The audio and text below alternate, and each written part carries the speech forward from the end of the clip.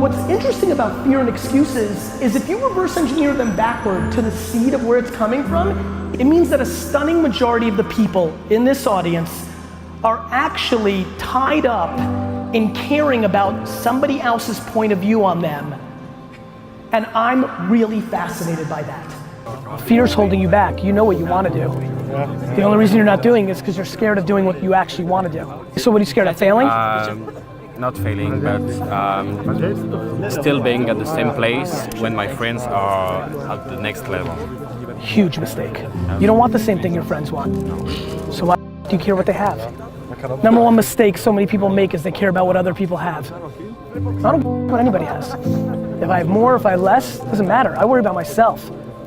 The fact that you're worrying about other people's accomplishments is already a losing formula. You need to get rid of that first, then you can focus on yourself.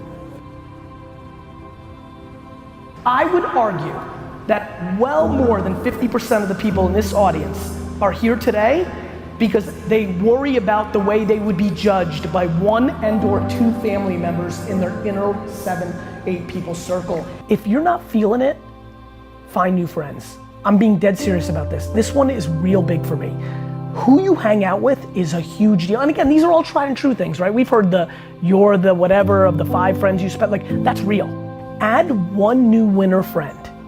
Like, you know what I mean? Add one new winner friend and cut one loser friend. Like, yeah, I know he's been your boy since 4th grade, but he sits at home and smokes weed and plays 2K all day.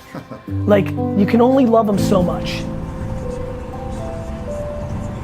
And to me, that is the most fascinating thing that's happening as I'm going through my journey, which is, oh, the reason I am capable and have the luxury of standing up here is that my parents parented me in a way that gave me so much self-esteem while respect.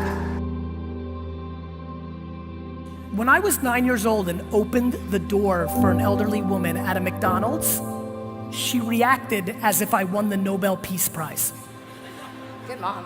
What my mom did was super smart. She overreacted on everything that I was doing. That was a good human trait. My mom built huge self-esteem in me, and I feel like the biggest reason I am who I am today to everybody is because I feel so guilty and so grateful for what she did for me that I want to do it for everybody else, which is, guess what? You suck at a ton of good, so does everybody else. You're also probably pretty rad at something. Try as many things as possible until you figure out what you're rad at and you like, and go do that for the rest of your life and stop giving about everybody else. There's just an incredible, like kind of access point of like what you're great at and what you love. When you stumble into being somebody like me, you really win. When what you're naturally great at is what you naturally love the most, and away you go. And so I think what you need to do is taste everything. It's kind of like food. You don't know what your favorite food is if you only eat one food. So I would take advantage of your youth and your flexibility at this kind of age and try to taste everything, play with everything, figure out what you might be good at, what you might like, and then you make a decision. It's a very fine balance. I don't stand up here not giving a about what people think about me. It's just that I care just a little more about what I think about myself than everybody else combined.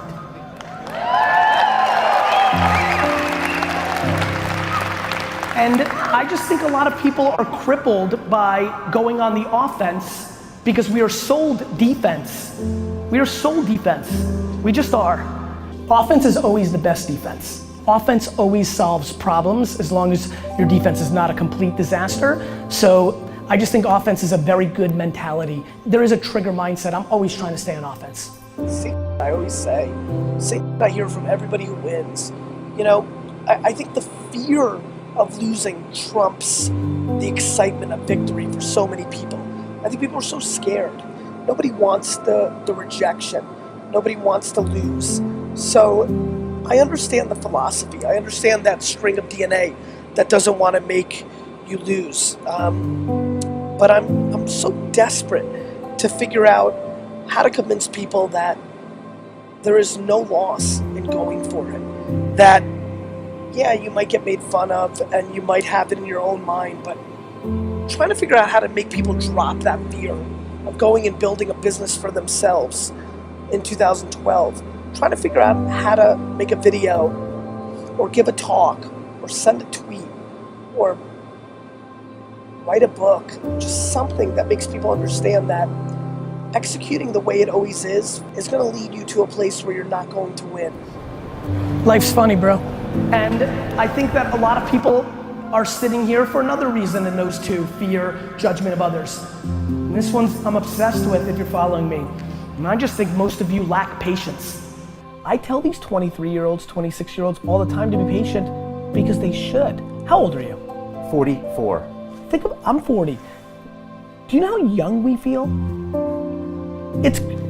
When you were 26, did you ever think that this is what 44 felt like? No. You thought that that was finished? Yeah. Like, you think a 40-year-old, like when I was 25 years old, I thought a 40-year-old was finished. I don't even feel like I'm starting.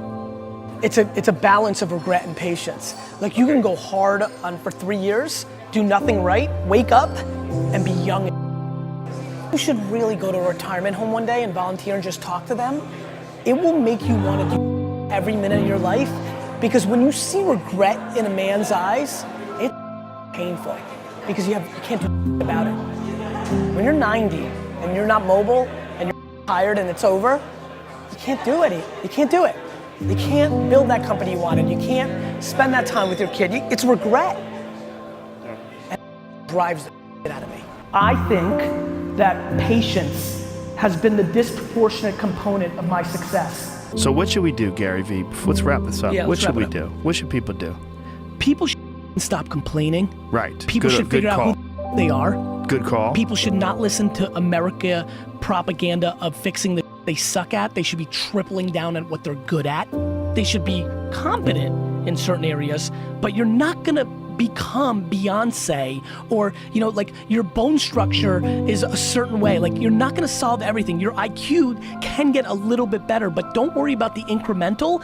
Figure out what puts you on fire and you're halfway decent at. If you're lucky enough right now to be listening and you're good at what you like, become tunnel vision.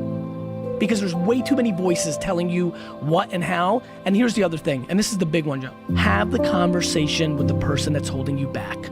The reason most people who are listening right now are not doing that thing is they're worried about the opinion of somebody, usually their mother, usually their father.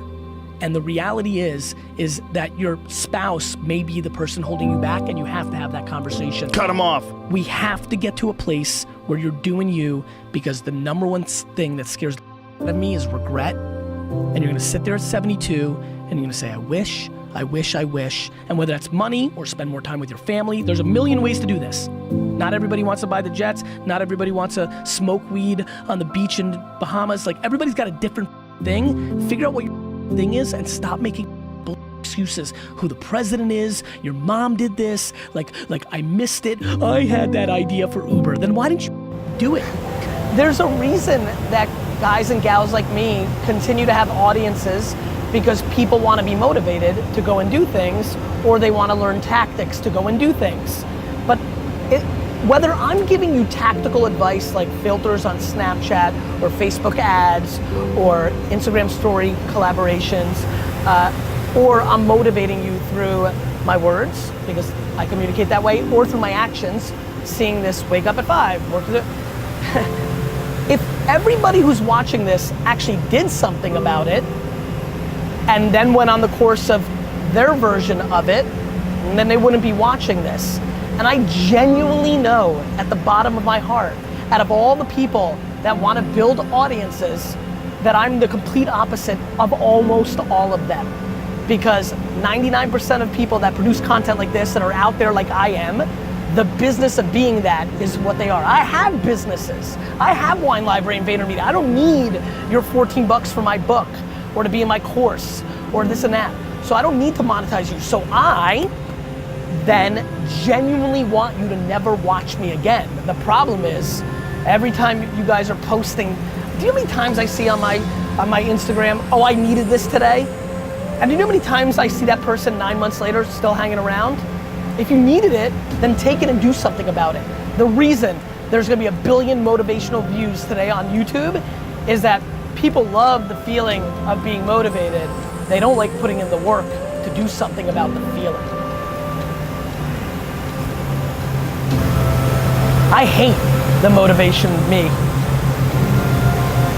until you do something about it.